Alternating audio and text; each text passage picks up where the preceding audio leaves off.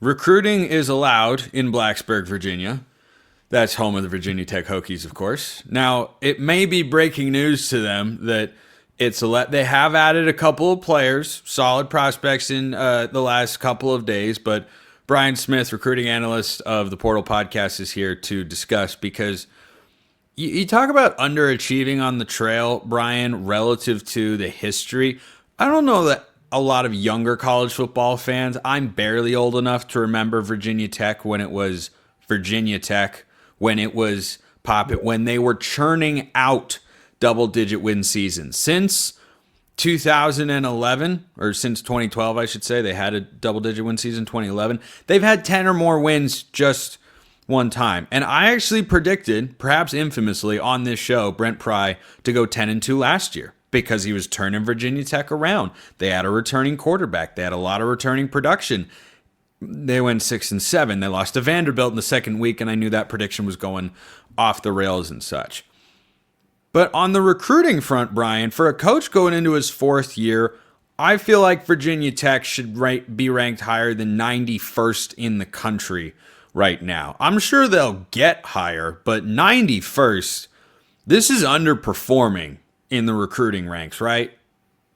Underperforming? How about not showing up to the dance? Like, bro, 4 commitments. And see, today, as we record this, we're getting to that point where we're past the halfway mark of June. Mm-hmm. Like, I don't understand. Like, Virginia Tech's a school that's kind of out away from the city and all that, but like Bruce Smith decided to go there and all these other great players that have went on to the NFL. Like, why is it suddenly difficult to get kids to even really consider? Like, there's just not any buzz about them at all in the recruiting train. There's just not. And I don't understand why. Like, Joshua Pittman's a pretty good player, the linebacker they just got, but like, why is it 4 guys? Like, it's just, you're right down the road from all the players in the 757, the Roanoke area, Hampton and all that. DC's right up the road from that. And you're not that far from Charlotte. It is a fertile area to recruit. It doesn't make any sense at all. This is a problem internally because Virginia Tech has been proven that they can be a top 15 program on a consistent basis. It's fact.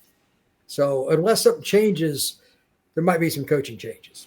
Now, under Brent Pry, they have been an average recruiting school. I don't think they've been horrific. I also don't think they have been great. We'll see where this class winds up being. There is still time. But to your point, I think eventually you go past a certain date and you can't lean into an argument of, well, it's still early in the cycle. It's like, well, I don't know. We're in the middle of June. Most of your class take shape in June and July. That's when most of the commits really roll through. You'll get some in August that can happen as well. But you're a quarter of the way through the hottest part of the recruiting cycle, and you're sitting there, and sure, you've added a couple players, and you've increased, but by bringing in 2 guys, you've increased the number of players in your recruiting class by 100%. That's not, they've been a top 30, 40-ish recruiter since Brent Pry got there. But one of the reasons that I bring this up on today's show, Brian, is Brent Pry's going into year 4. Not 2, not 3, year 4 off a disappointing third year where I was not the only person saying, hey, watch out for Virginia Tech as a dark horse in the ACC championship race. They didn't sniff it. Kyron Drones and the offense never got going consistently, and it just did not work out the way that it should have. They made a bowl game, whoop-de-doo. But when you couple recruiting mediocrity or struggles on top of results that are not where they're supposed to be, I think this is one of the more underrated, pressured coaching jobs in college football this year. I don't know what his buyout is, but I guarantee you the athletic director does. That's how this works, Spencer. Yeah. Fair or not, that's the way this works. Now, the next question is, who are you going to hire? That's always the most important question. So this is true. It's just, and it's supposed to be, allegedly, from what I've been told, it's going to be a rather large year for coaches getting the pink slip. So competition for elite coaches will be high. and there aren't a lot of big names. So he may have a little bit of more wiggle room, as they say. But if you don't recruit well and you go, let's say 6-6 again this year, that conversation is going to be had by the BOT, the AD, president, etc.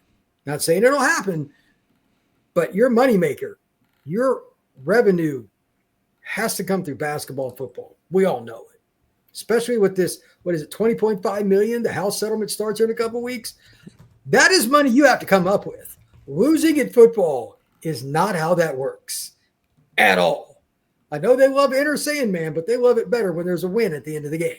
So if they don't figure this out quick, he won't be there. This year or next, it would be one or the other. Yeah, by the way, did you know that Virginia Tech, I don't know if they're the only school. I know they're one of the only schools in the Power Four who start the season with back-to-back SEC opponents. They play South Carolina first and Vanderbilt week 2. And, Vanderbilt is, of course, miles ahead of the Big Ten, in the words of their quarterback, Diego Pavia, who was just taken. You didn't see this, Brian? Oh, he was dunking on the Big Ten. Saying, why would you go? Let me pull up the exact quote here from our good friend. It is peak. It is indeed peak June content. This is going to take me a moment. That's right. Diego Pavia, I saw him play live last year. He's awesome. He is clutch. I mean, he's third down nightmare. Control the ball, not put it where it's got to get in harm's way, but put it right where it needs to go to score. Like he's clutch, man. Yeah, he is. And that's what I remember most about their upset of Alabama last year. And is that Pavia was just executing on third down over and over and over again. Yeah.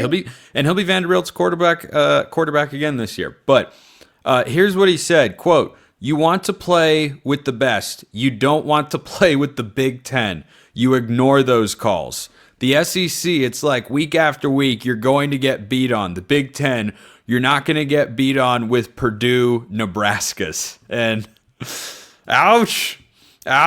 Them some fighting words. And I tell you what, if Vanderbilt doesn't beat Virginia Tech in week 2 out of the ACC, we're going to have to revisit this. Yeah. I think more than a few people are going to revisit that particular quote. But Virginia Tech's schedule, I think it's pretty tough on the back half. When you get into conference play, it starts off pretty easy with NC State, Wake Forest, but then it is legitimately hard. Their win total on FanDuel is 6.5. And the recruiting angle that I look at it with this, Brian, is you're never going to be fired as a head coach solely because you don't recruit.